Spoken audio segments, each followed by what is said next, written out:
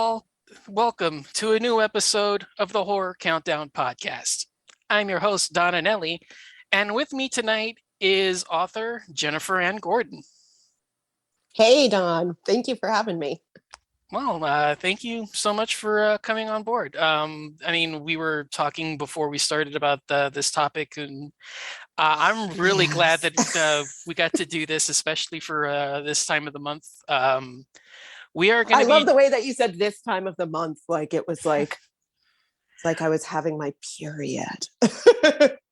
Well, ironically, a couple that actually touches on a couple of topics we're going to be discussing later It tonight. does. I was going to say, Yeah. and that could be a really good segue into my. Well, I was going to say, as we're segueing into our actual choice for tonight, we are going to be doing our top 10 favorite teenage girls in horror. So, yeah. Yes. So, yeah. Not only are we A really very niche category. niche category, but one that, like I said beforehand, one well worth exploring. I think both of us, we went back and forth on this and made numerous changes to our lists, almost to the point where it's not organized. I think we're just going Oh, by, mine's definitely not organized. yeah, Apologies in advance. I went down a rabbit hole. Like at first I thought, oh, well, this is going to be easy. And then I kept remembering like things I saw or read when I was younger, when I was a teenager that like really affected me. And I was just like, oh, well, I've got to add that to my list. And then all of a sudden I had like 30 names. Uh, yeah, I've cut it down yeah. a little. Yeah, I have too, but like I was saying, this is going to be one of the only podcasts, one of the only shows I'm doing where it's not ranked or organized. It's for me personally, these are like the first 10 that I thought of. Although I think I swapped out two or three after realizing who they are and why I should have remembered them. But yeah, by and large, this is just the first 10 that came to mind. So So I tried to do some what I would consider obscure ones, but they're probably not even that obscure.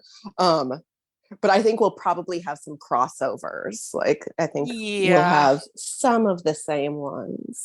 Yeah, I'm probably going to be betting that maybe our top five may be similar, and I think the back half is going to be a little up for personal choice. But I would have imagined that there's going to be at least three or four choices that are going to. I don't know because I went off grid for some of these. Well, that's why I kept the number low. So Yeah, I know. yeah.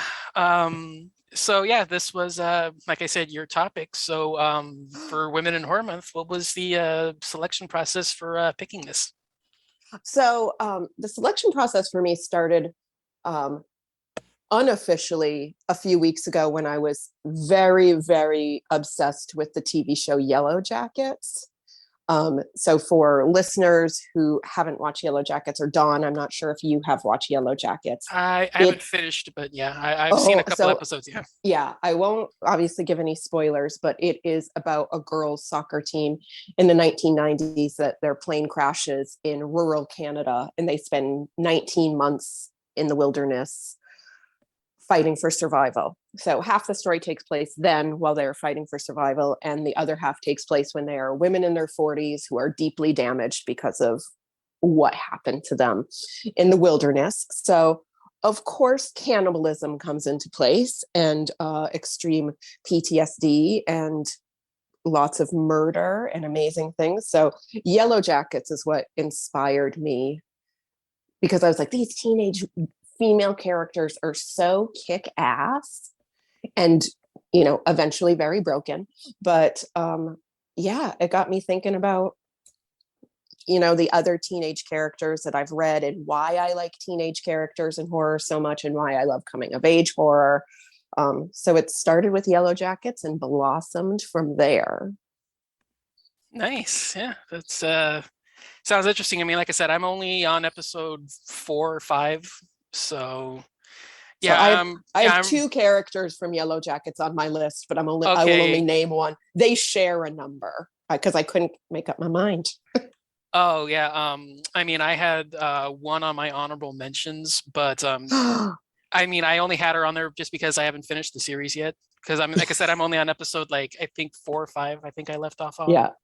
So yeah, I'm definitely intrigued to put her on there if I finish it. But like I said, I only have her on an honorable mention because I haven't finished it. But Awesome, awesome. yeah, I'm excited to see like who you might say.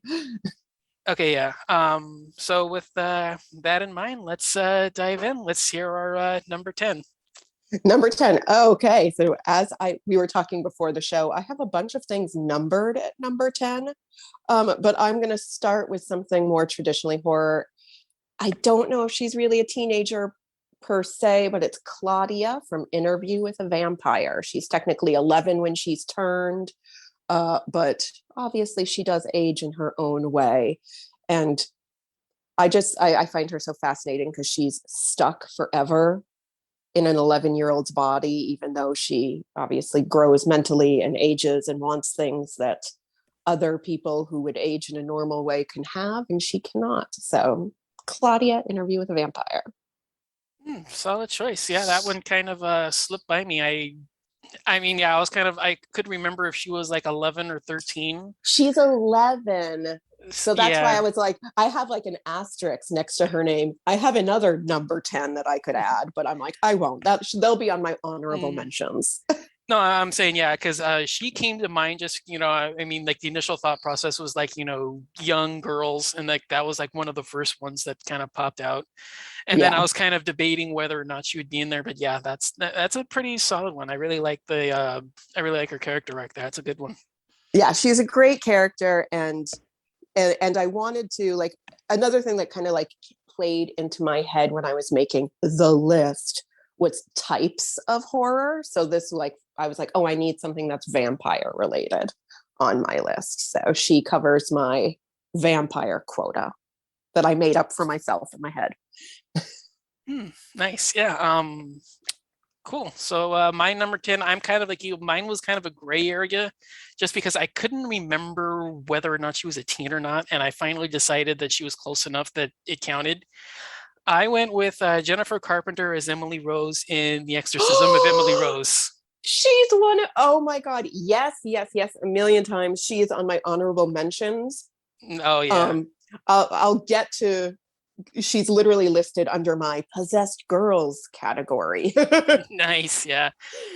Yeah. I love that movie. Oh, this is, I'm a huge fan of this. This one stuck with me when I first saw it.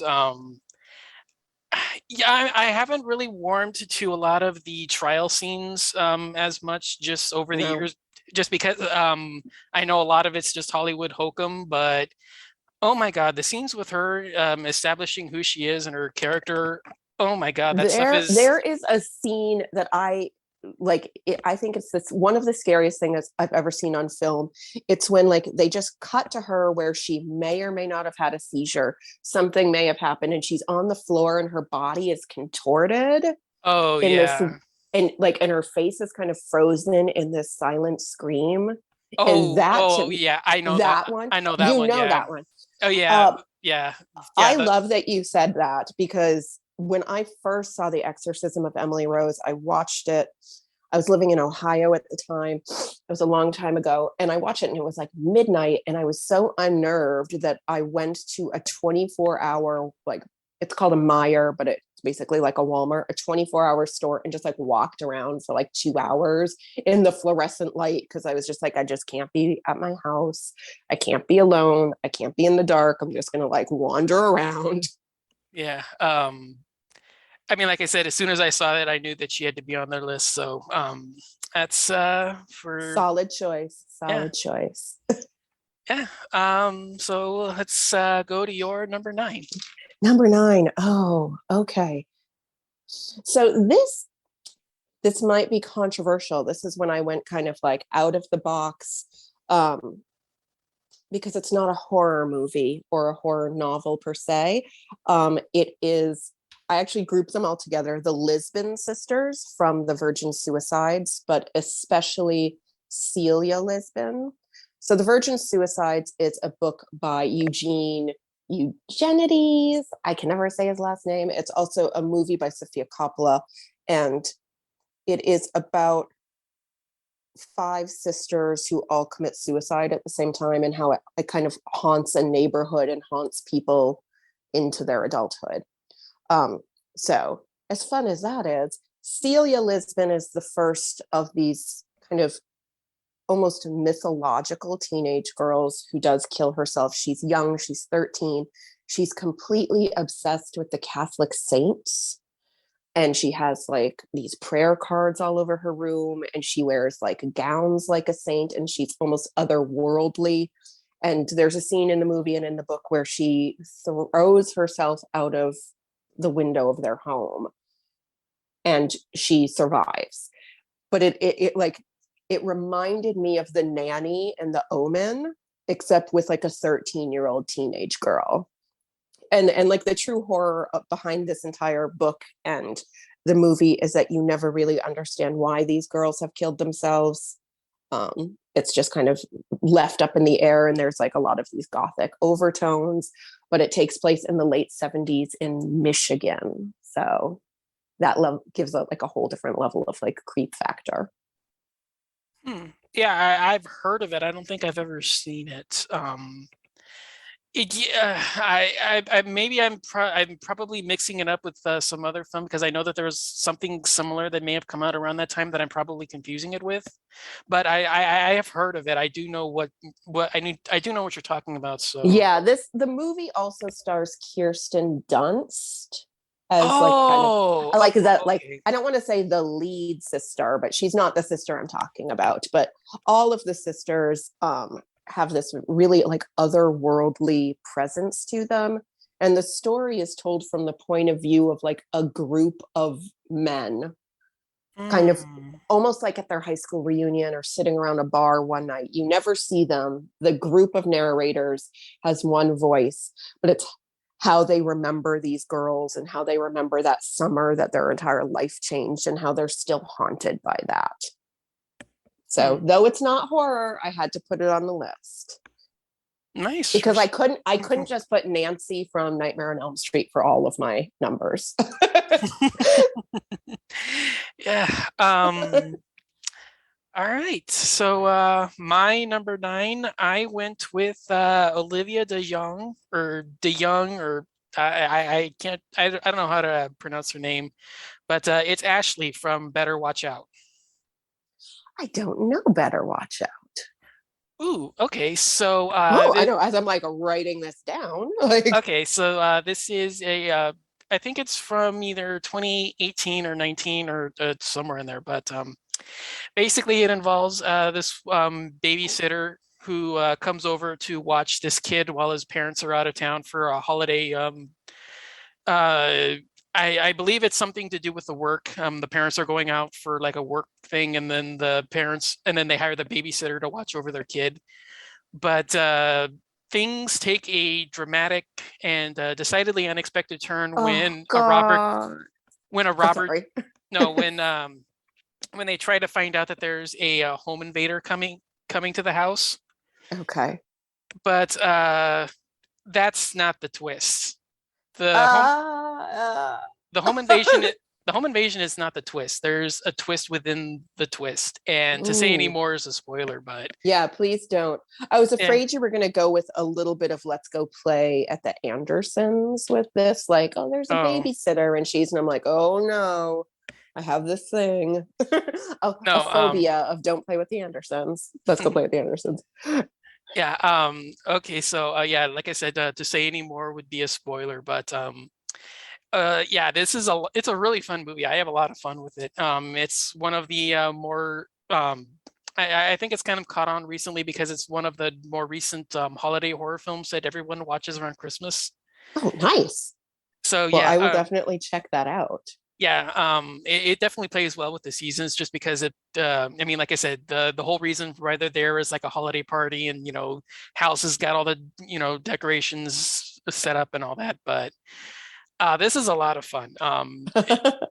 Yeah, the kids, especially the kid that she's babysitting, because it's eventually him and his friend who she's tasked with looking after.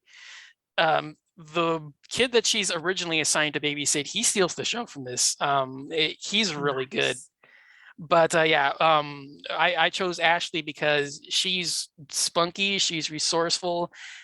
and she's got an incredibly sarcastic streak to her that works incredibly well in the situation, where Love it. she doesn't come off like a smart aleck. She just comes off as somebody who picks her situations and just like needles it just right, and it's fun to watch. I really enjoyed it, and she really comes off pretty well. Um, Awesome. okay, so have you seen The Visit, the M. Night Shyamalan movie? I haven't yet, but it's like on one of the million things that's on my like to be watched list because I do love Oh, M. okay. Night Shyamalan. I very much do. Even the ones, even the movies that people are like, oh, that's bad. I'm like, no, I still love it. Okay. Well, I was gonna say, this is the follow project for the two kids. Oh, So yeah, in that film they play brother and sister. In yeah. this film, she's the babysitter. He's the one that needs babysitting. Oh, nice, nice, nice, nice. I So definitely. yeah, so they're it's kind of like a fun little double feature just to see how they have a great chemistry together and they're really fun. So that I'll was kind watch of it. yeah, that was a big reason for doing this. But yeah, that's my number That was your nine. number eight. That was your number nine, was Yeah, it? that was nine. Oh, so oh yeah, That's so moves oh to your number eight. my number eight. Okay, this one is again kind of obscure. It is Ginny Wainwright. That's the character's name from the movie Happy Birthday to Me. It's a 1970s horror film. Melissa Sue Anderson played Ginny Wainwright. Melissa Sue Anderson came to fame on Little House on the Prairie. So when she tried to like break out of that role, she started doing kind of like some horror movies, and she did this movie Happy Birthday to Me, which I saw as a child. On it was edited and put on TV, so I didn't realize just how horrifyingly disgusting it was. But I became very obsessed with Ginny Wainwright because she um, was part of this very popular clique. And all, of course, it's a 1970s movies. All of the members of this clique start getting killed off in these really horrific ways that involve like fire pokers and weights at a gym and shish kebabs and all sorts of things. Um, but Ginny Wainwright, I just loved as a character because she, I think, like, as a child, was one of my first experiences with an unreliable narrator.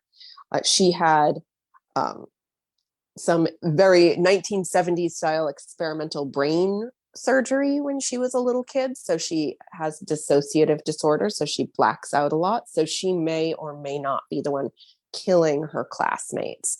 And I loved it. I loved that it all centered on the fact that she may or may not be killing people because people skipped her birthday party one year. And I will say there is a scene, I'm not going to say who the murderer is, but there is a scene towards the end of the movie where all of the corpses that have been killed throughout the movie show back up for a birthday party. So you've got people with like party hats on and a fire poker through the eye.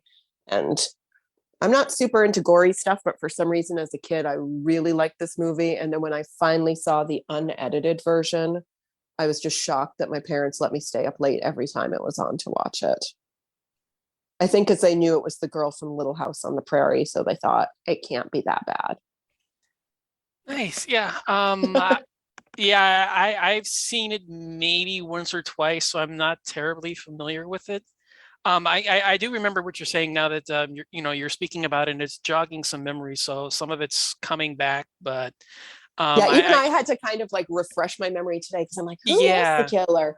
And then I yeah, was like, oh yeah, because that's who it was. yeah, because I'm saying I'm saying I remember Melissa Sue Anderson. I remember her, and I remember the birthday party, but yeah, I can't say much more because I haven't yeah seen it in so long. But And I do it's not yeah. like a super popular movie these days, but like where I grew up, I live in New Hampshire now, and I grew up here, but we're probably about an hour outside of Boston. And Boston always did these creature double feature Saturdays and Sundays. They would just play like horror movies and like B horror movies. So this was like on heavy rotation in the 80s when I was growing up. Uh, Yeah, because I'm saying, yeah, it does ring a bell, but I wish I could say more because I'm not familiar with it. But nice. Like I said, I went like I tried to go, to places where I didn't think anybody else would go. All right, so for my number eight, this is kind of a cheat. I went with Kiana Madeira as Dina in the Fear Street trilogy. Okay. So I love the character arc that takes place over all three. Essentially, the entire series is about her trying to fight for her best friend that's possessed by the witch. But the fact that she does it and she still keeps her head about herself, she still tries to save her brother and she still tries to save her friends, and she keeps getting stuck into the situation involving the strange curse and how to lift it. I really enjoyed it. I came away really liking all three of the films. I do prefer part two and the out of the three just as like an individual feature, but especially in part one, I really like what they did with Dina's character, where you get all the revelations. I mean, part one obviously is the one with all the plot dump elements, but Yeah.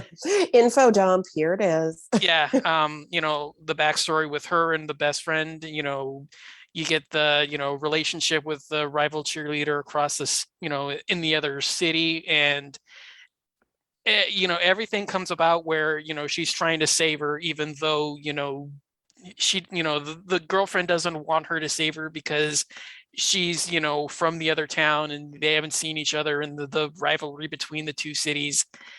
I really liked it, and she's fearless. She's got a kick-ass warrior spirit to her. She's not Nice. afraid to stand up and fight for her, because she gets blown off repeatedly to the point where any normal person would just say to hell with it. But the idea of fighting for her friendship and fighting for her girlfriend and all that, I really enjoyed it. And, I love it. Yeah, it's got like the Buffy Summers spirit there. It exactly, yeah, does. that was a big appeal. So it kind of a cheat, mentioning all three, but I know it's okay. I feel like we're yeah. about to come to a number where I'm like, and here's a cheat.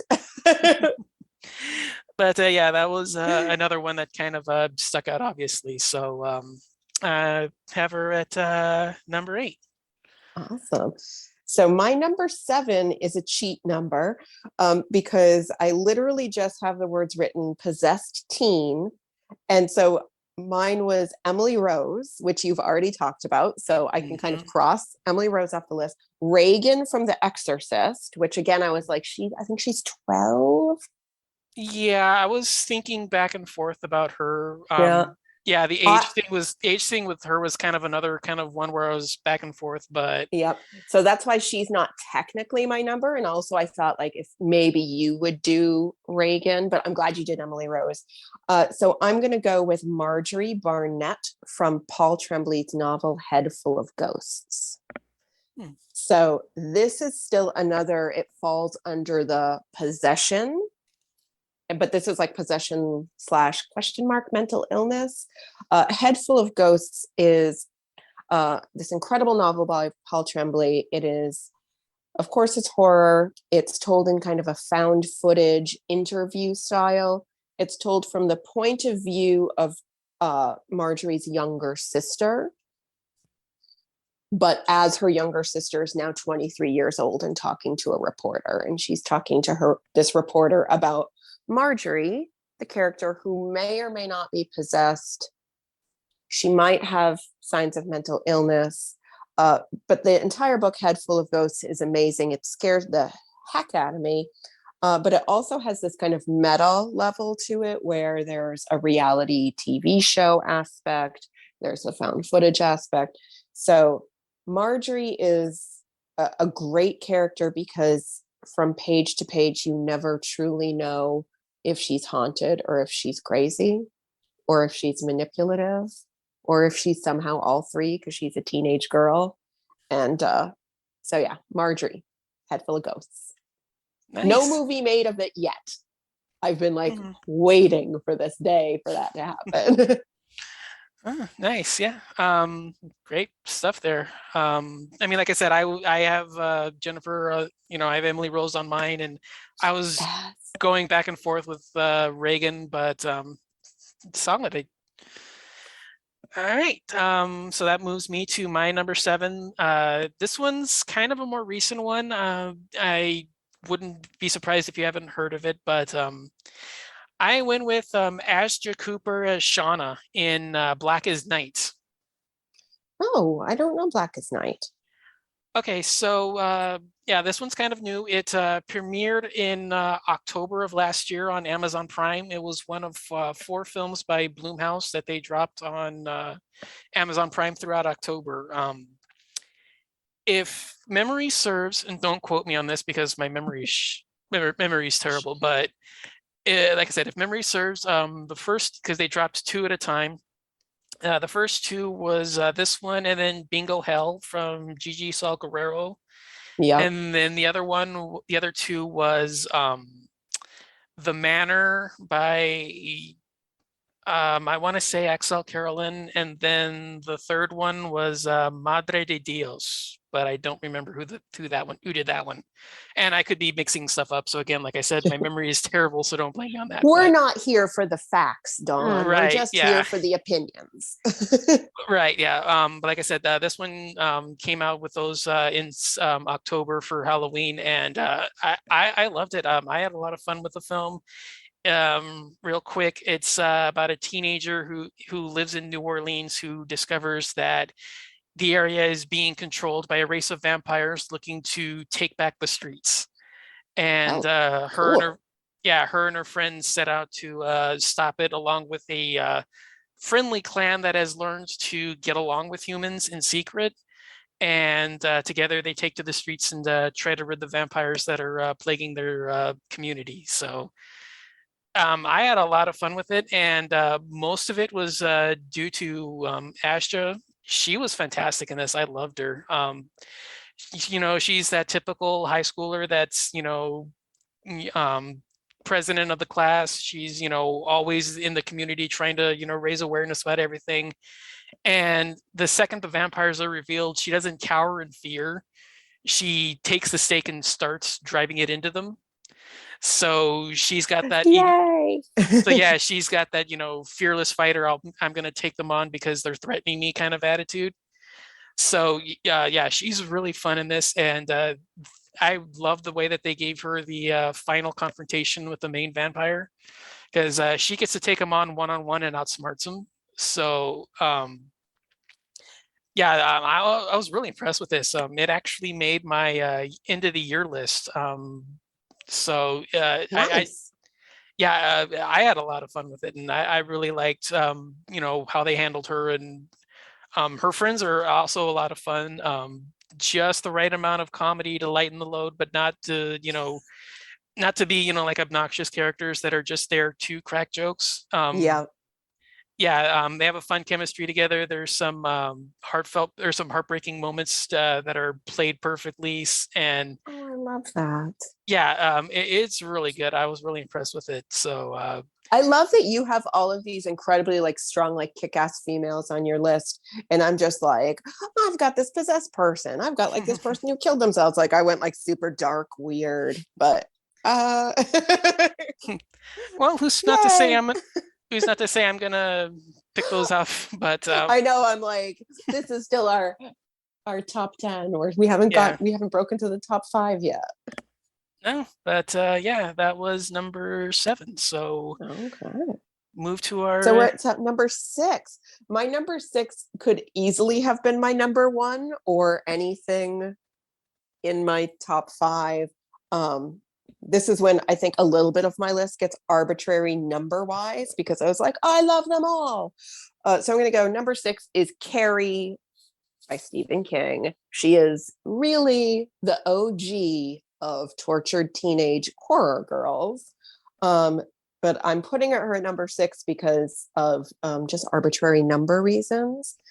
And I will say she's on the list specifically for the Sissy Spacek movie version of her, which I preferred the movie to the book, which I very rarely do, especially with Stephen King, but I very, very much preferred Sissy Spacek's version of Carrie. I could watch her standing up to Mama, played by Piper Laurie, forever. I could, like, if I wish I could have like a ringtone of like Sissy Spacek saying like, "They're not called dirty pillows, Mama, they're called breasts." Like, I would love that. It would hopefully stop people from calling me because they would hear that and go, "Oh, we shouldn't call her." So Carrie's there. I know, like, earlier in the episode, I made a joke of like, "God, sounds like I have my period," and there it is. There's Carrie, the book, the movie, everything. It could have stopped after that iconic gym class shower scene where she gets her period for the first time and the girls bully the crap out of her. It could have stopped there and been a complete horror story. Yeah. Like, and done. Like, it could have just been like, yeah, I get that. That's true horror.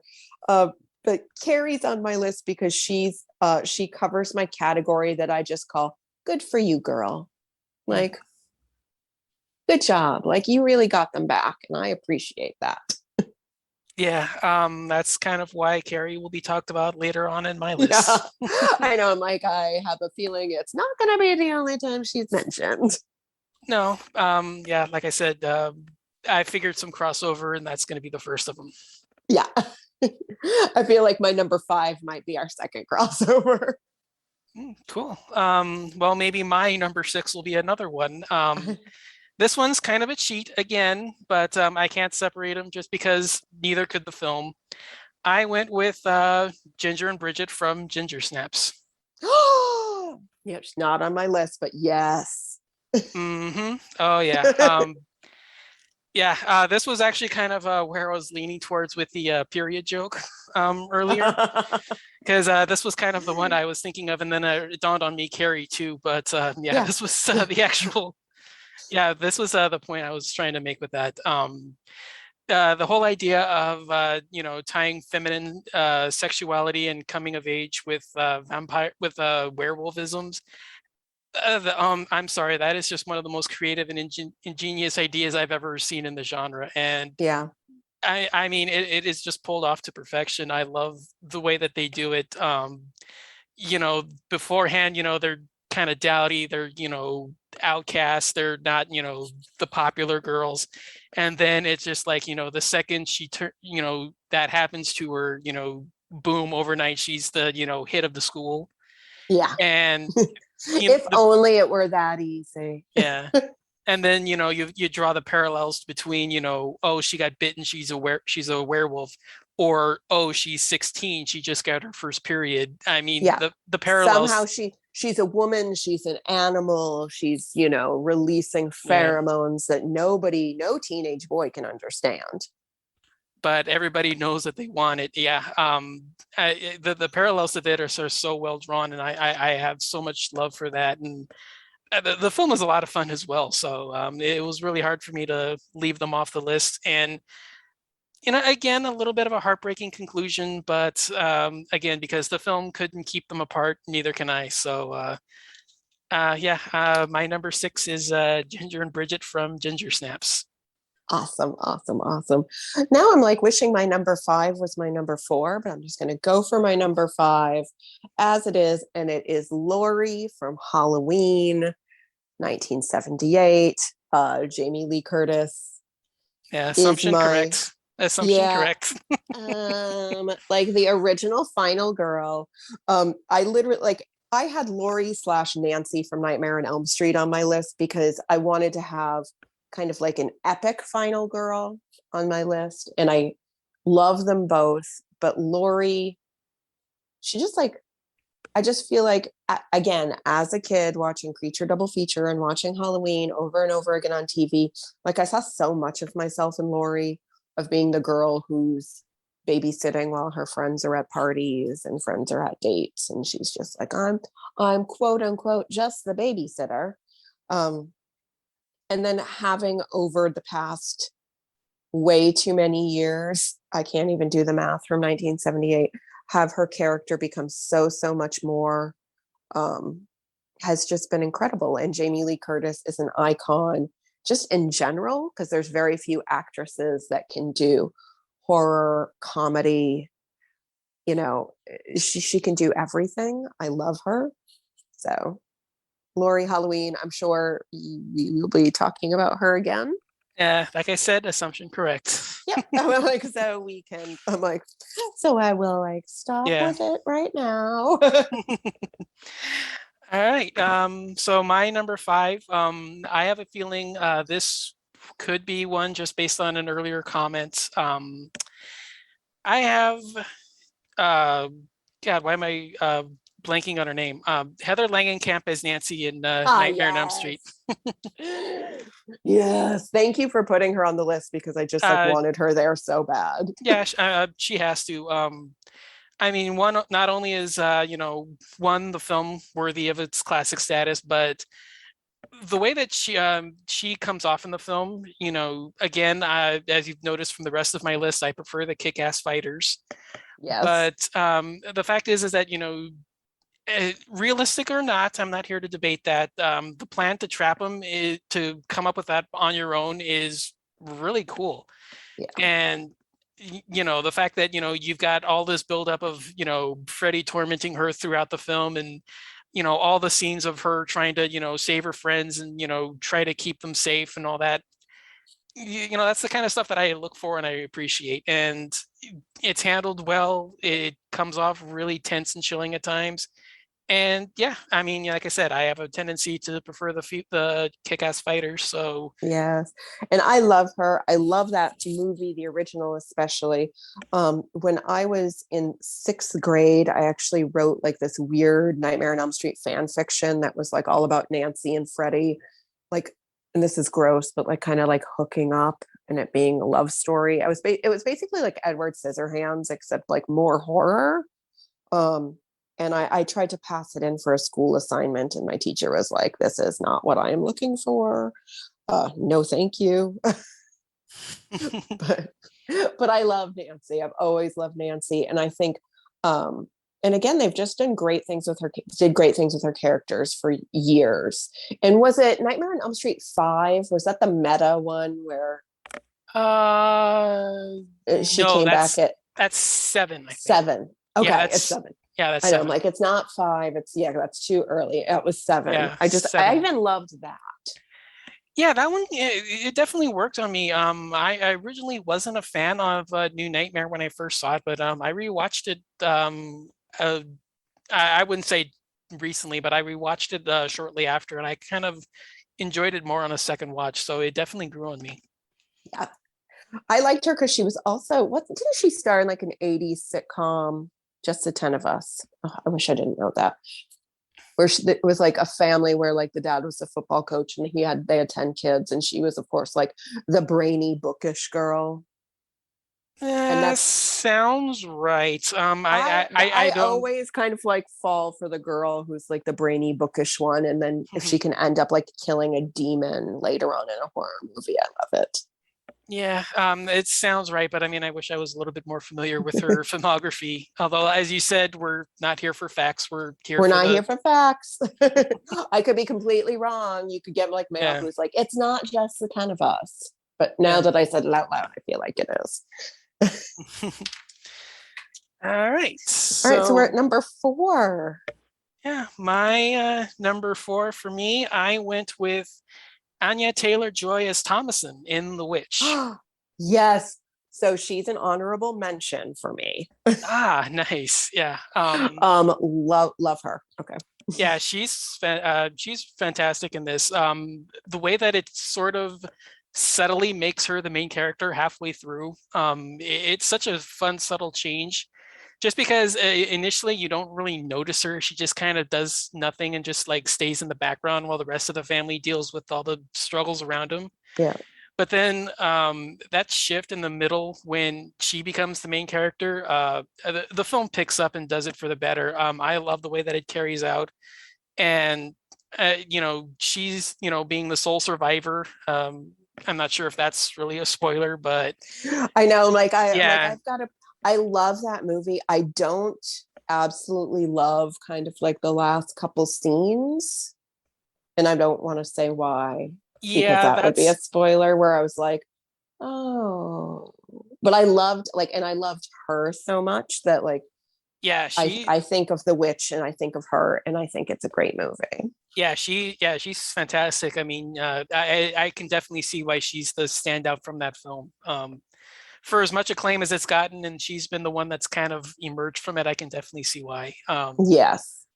So yeah, And I love good quiet horror like that, where it's just like creeping dread for 2 hours. yeah, I've come to appreciate it just by virtue of a good number of films recently that are good. Initially, I wouldn't have been a fan of that, but I have come to like it a lot over the past couple of years, just because there's been so many good ones. So that's kind of a lot of the reasons why she's on my list, just because she's not necessarily the typical one that's on my list, I but know. I was going to say, yeah, away from type. That's a total person who should be on my list, but not on right, your yeah. list.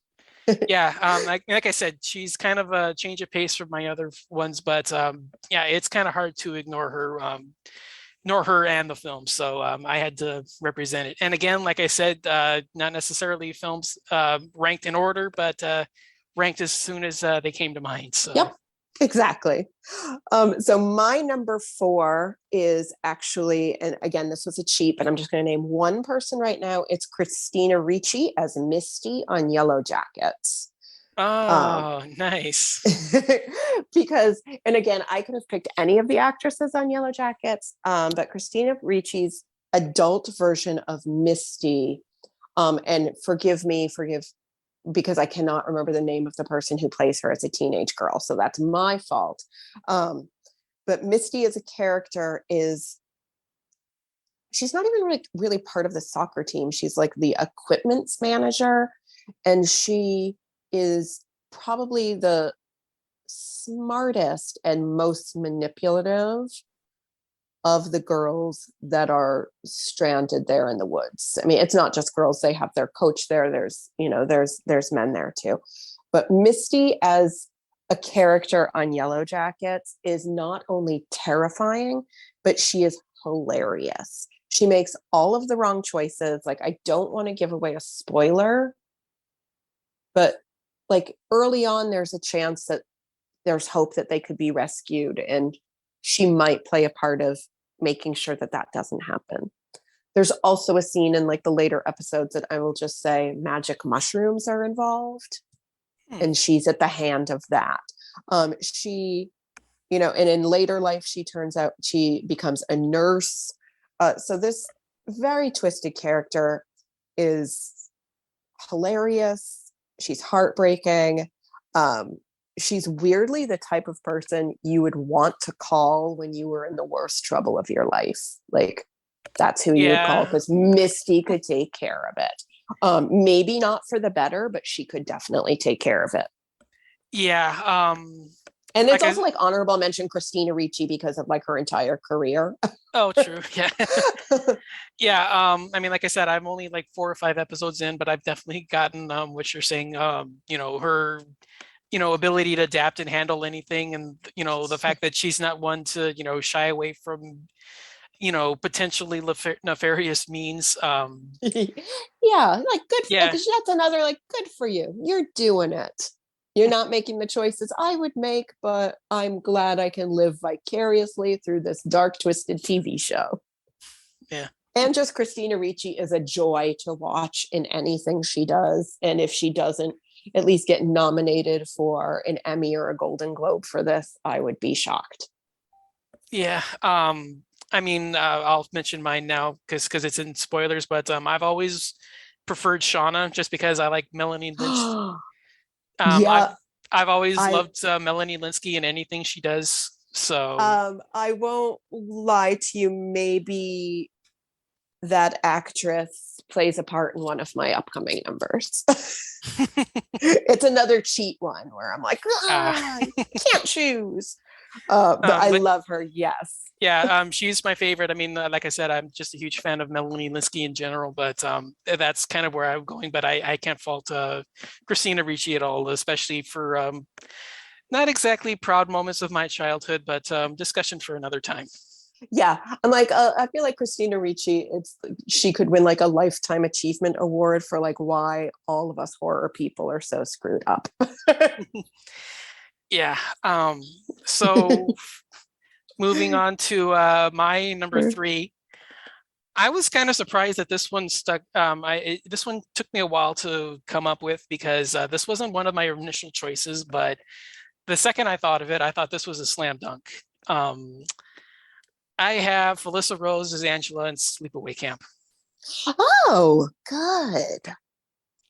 Yeah, I was actually kind of surprised because she wasn't on my initial list because I never had her, I never thought of it, but yeah, this came to me really weirdly. I mean, like I said, not just because like Tom is in, she's not exactly the kind of role that I prefer in these kinds of films, but I cannot get that last scene out of my head.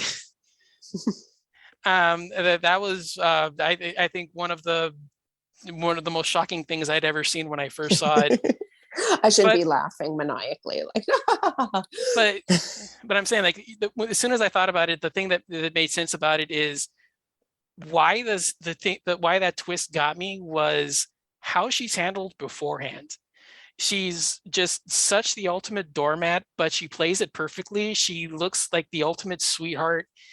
And she's shy and quiet and reserved, but yet all of a sudden she just turns into that at the end. And it's such a dramatic shift that I just didn't see it coming, and it just stuck with me. So love um it. yeah, it was one that as soon as I thought of it, I was like, okay, that one's got to be obviously on the list. But yeah, number three for me is Felissa Rose's Angela. Oh, nice. Yeah. So moving on to your number three. My number three is Mary Catherine or Mary Cat in We Have Always Lived in the Castle by Shirley Jackson. There's also a film that came out, I think maybe last year or the year before, of We've Always Lived in the Castle. The film is not as good as the book, but Mary Catherine is a young teenage girl who everyone in their small New England town suspects that she poisoned and murdered most of her family. Now she lives in a decrepit house with her older sister and the surviving strange uncle. And they're very much outcasts. But Mary Cat's major friends in her life are her sister and a cat. But every once in a while, because her sister's too petrified to leave the house, Mary Cat or Mary Catherine has to go into town to get supplies, to get groceries. And in the novel by Shirley Jackson, Mary Cat has the most amazing internal monologue I have like ever read, like when she sees and reacts with other people. It is disarming. It's hilarious. It's very dark.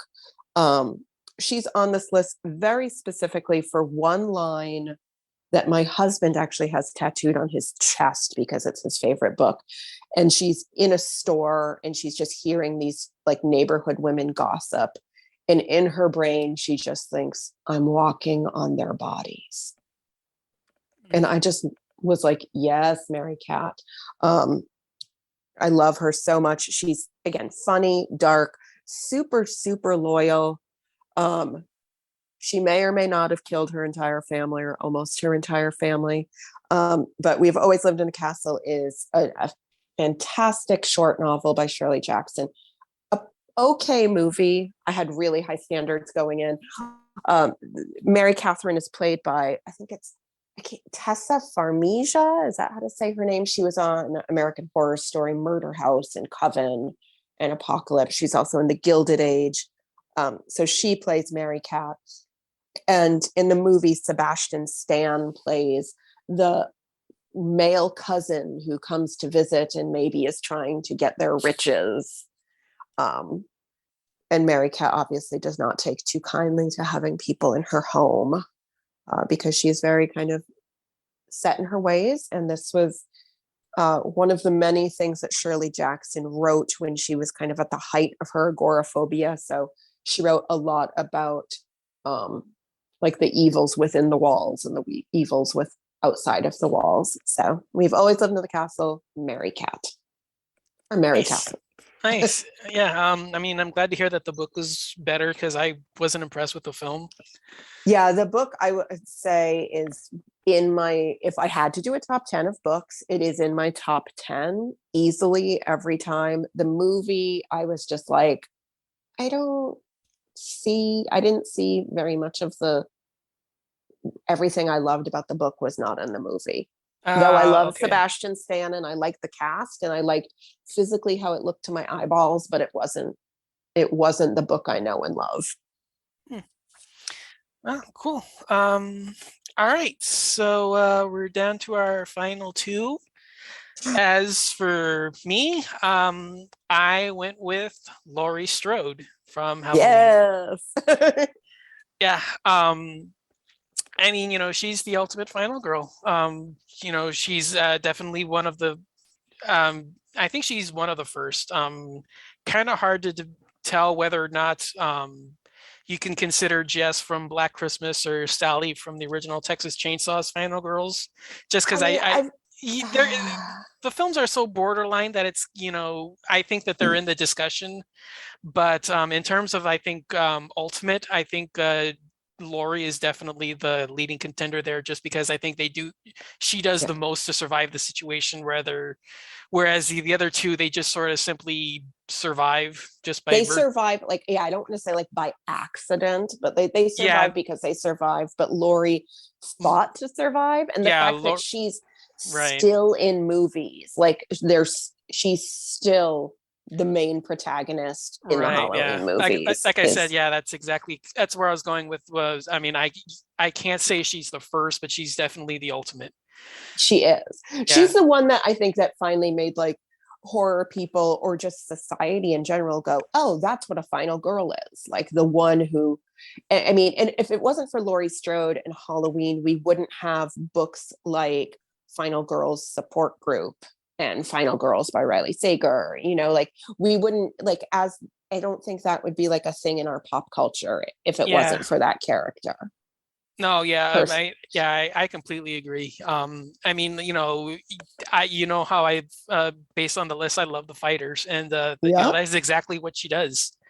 And she's again, she comes off as the sweet, personable girl next door that you want to be friends with, but push comes to shove, she's gonna take that clothes hanger and poke your eyes out. So yeah, Oh. so yeah, it was definitely hard to overcome her, to not put her at number one, but there is one that overcame her. So Yeah. um, um, so definitely worth it. mine, Yeah, yeah. I was like gonna I say said, mine. Oh, sorry, I keep talking over you. I'm just trying to introduce you, but yeah, go ahead. So number two for me is this is another cheat. It's Kate Winslet and Melanie Linsky in Heavenly Creatures. My Mm. my top choice was Juliet Holm, who Kate Winslet played in Heavenly Creatures, because they fell under my category of that's a murderer. um, so I loved Peter Jackson's Heavenly Creatures so much. For people who are listening to this who are not super familiar with it, it's based on a true crime case from, I want to say, the early, maybe mid 50s, about two teenage girls who develop an incredibly intense pseudo sexual friendship, and they get it in their heads that it's their parents that are keeping them apart. So they plot to murder one of their moms. Kate Winslet played the character of Juliet, and she was vivacious and dark and tragic and kind of the ringleader and the one who brought Melanie Linsky's character, quote unquote, over to the dark side. But both of those actresses, Kate Winslet and Melanie Linsky, were so incredible in that movie, Heavenly Creatures, that I could have put either of them on this list. I put Kate Winslet because I don't know, because I already had Yellow Jackets on the list. So I was like, gotta spread out the love. But Heavenly Creatures is great. And if you're a fan of true crime, looking up the case that it's based on is really very interesting. The girls were obviously minors when it happened, so a lot of it's, closed, and it took place in, I want to say, Australia. But part of like their terms of release, if and when they got out of prison, was that neither girl could ever have any contact with each other because they were so obsessed with each other, and their relationship was so volatile that they, like, the courts didn't trust that if they would ever be in contact with each other that they wouldn't kill somebody. So, Yeah, I've heard of it. I've heard of the court oh, case, if but you yeah, I wouldn't, I didn't know that other stuff about the girls being released and all that. I thought they were still in prison, but they are yeah. not. I mean, They yeah, probably should be, but yeah.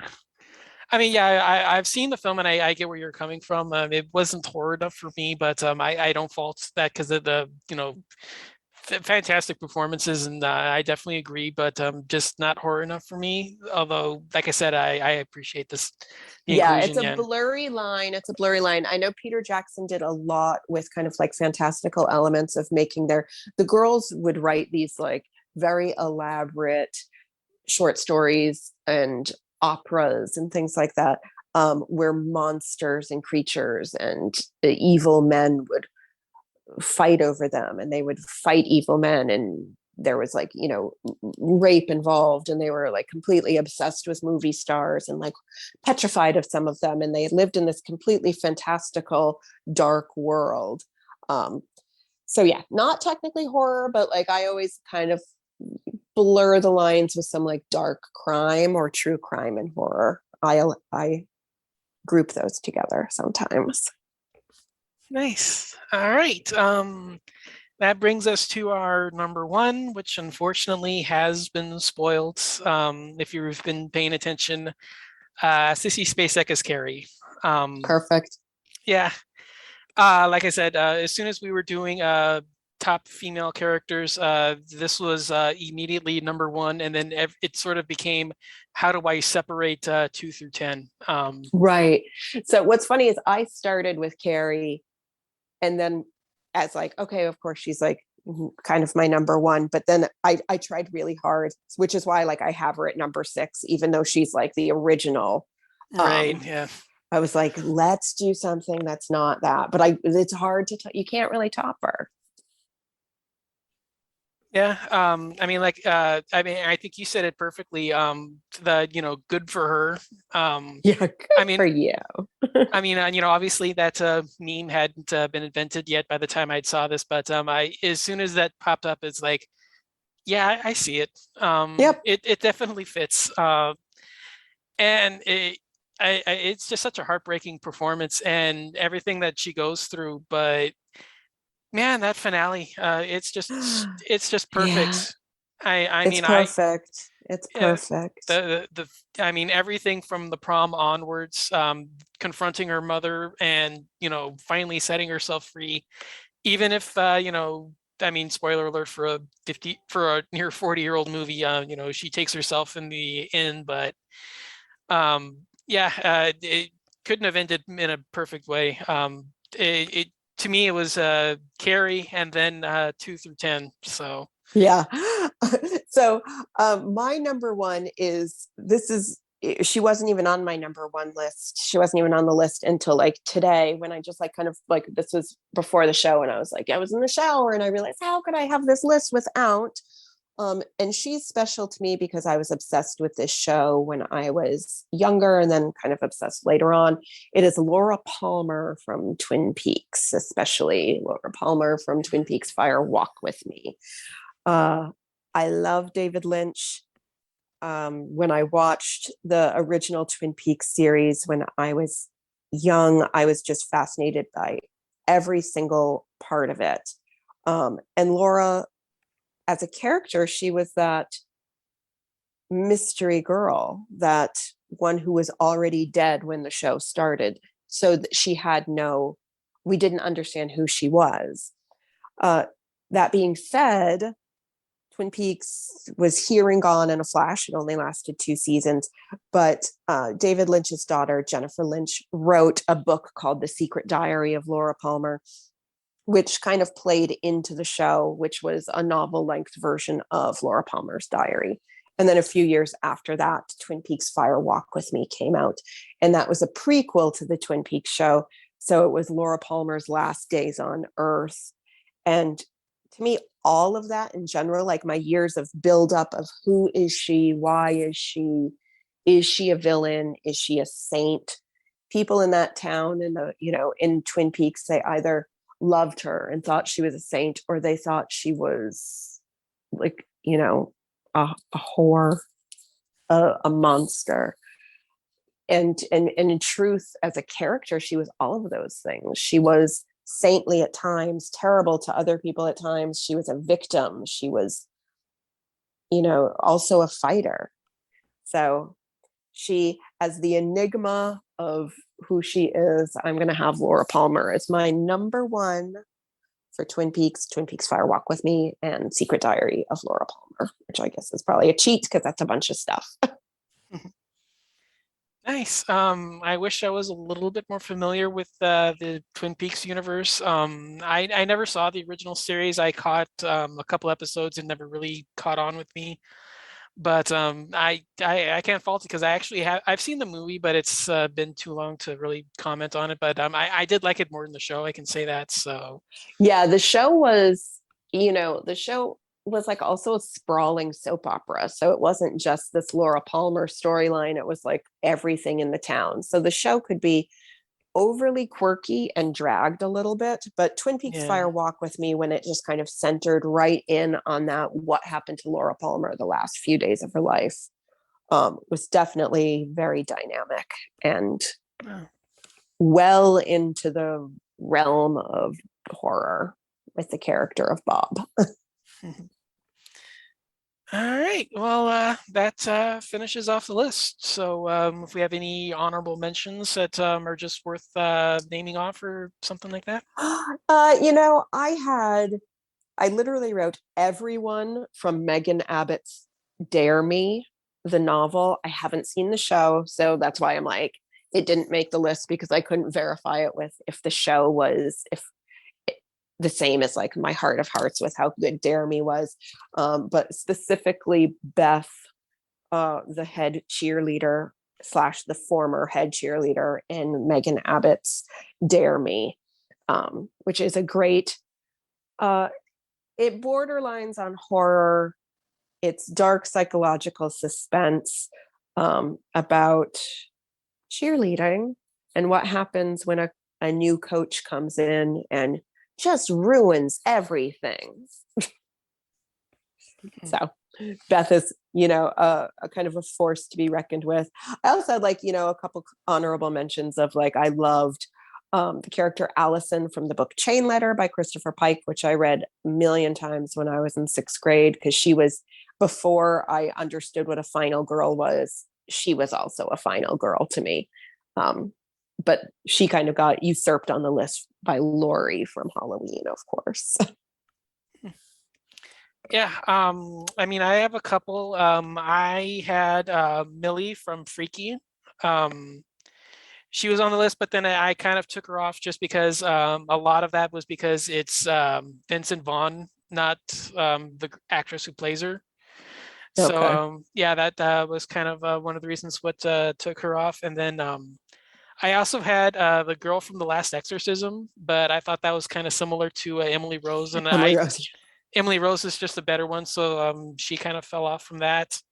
And the last one I had, and one that I kind of was debating whether or not she should be put on the list for somebody bigger, was the main girl from Teeth. Oh, I haven't seen it. Oh, so I'll just say it's going to resonate with you a lot more than me. It involves the particular urban legend that kind of terrifies me as a male, but should empower you as a woman. And we'll just leave it at that. Oh, well, then I will look it up right when we get done with this. Yeah. Speaking as a male, the very concept terrifies me to my very core.